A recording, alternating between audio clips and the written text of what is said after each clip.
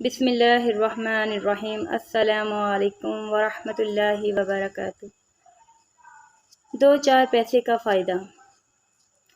ہم دو چار پیسوں کی خاطر جھوٹ بولتے ہیں، دھوکہ دیتے ہیں دوسروں کو، صرف دو چار پیسے بچانے کی خاطر، جبکہ ہمارے نبی پاک صلی اللہ علیہ وآلہ وسلم نے فرمایا کہ جو دھوکہ دے یا جھوٹ بولے وہ ہم میں سے نہیں۔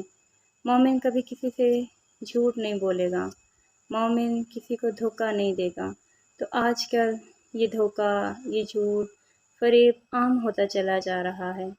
جیسا کہ دو چار پیسے کا فائدہ، حضرت مولانا مفتی محمد تقی عثمانی صاحب نے اپنے خطاب میں بیان فرمایا ہے کہ یہ بات فرضی ہے، لطیفہ سا ہے، لیکن سمجھنے کے لیے مناسب ہے۔ ہوا یوں کہ ایک بہت بڑا تاجر فوت ہو گیا۔ جب اس کو قبر میں دفنایا گیا تو فرشتوں نے پوچھا کہ تو نے کہاں جانا ہے، جنت میں یا جہنم میں؟ تو اس نے جواب دیا کہ جہاں دو چار پیسے کا فائدہ ہو وہاں بھیج دو۔ روپے میں 12 آنے کا فرق۔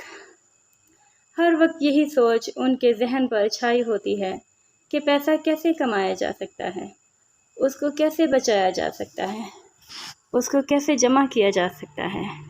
اور چونکہ ان کے اعصاب پر دنیا مسلط ہوتی ہے، لہٰذا اگر ان میں سے کوئی شخص بیمار ہو جائے، پھر اگر اگلے دن آپ اس سے پوچھیں کہ اب تمہاری طبیعت کیسی ہے، تو وہ جواب دے گا کہ روپے میں 12 آنے کا فرق ہے۔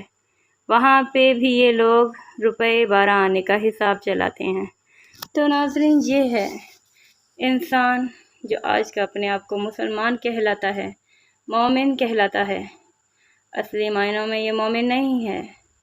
ہمیں اپنے اندر خود جھانک کے دیکھنا ہوگا کہ ہم کیا ہمارے نبی نے جیسے باتیں اصول بتائے ہیں، کیا ہم اس پہ پورا اترتے ہیں یا نہیں؟